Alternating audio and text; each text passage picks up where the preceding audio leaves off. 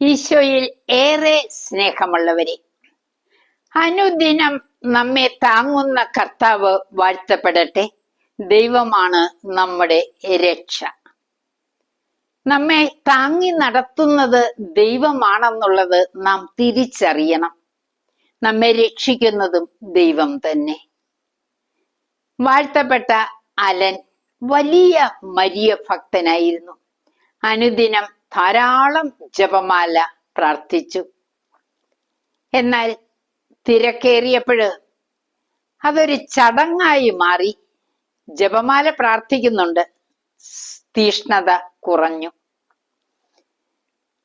പരിശുദ്ധമ്മ വളരെ വേദനയോടെ ചുക്കി ചുളിഞ്ഞ മുഖഭാവത്തില് വികൃതമായ ഒരു രൂപത്തില് അലന് പ്രത്യക്ഷയായി.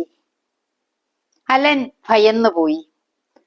എന്താണമ്മേ ഇതിന്റെ കാരണമെന്ന് ചോദിച്ചു. അമ്മ പറഞ്ഞു, നീ ശ്രദ്ധയില്ലാതെ ചൊല്ലിക്കൂട്ടുന്ന ജപമാലകളാണ് എന്നെ ഈ വിധത്തിൽ ആക്കിയത്.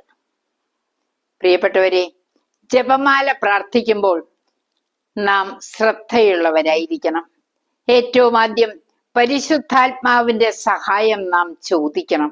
അതിനുശേഷം പരിശുദ്ധ അമ്മയോടും മാലാഖമാരോടും ചേർന്ന് വേണം നാം ജപമാല പ്രാർത്ഥിക്കുവാൻ.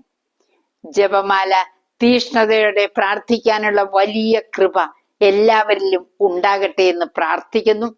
ഒപ്പം പരിശുദ്ധ അമ്മ നമ്മുടെ എല്ലാം കൂടെ നടക്കുന്ന ഒരു കൂട്ടുകാരി, ഒപ്പം ഒരമ്മ, ഒപ്പം ഒരു സഹോദരി, ഈ ബോധ്യം നമുക്കെല്ലാവർക്കും ഉണ്ടാകാൻ ഈ സന്ദേശം സഹായകമാകട്ടെ. ആമേൻ.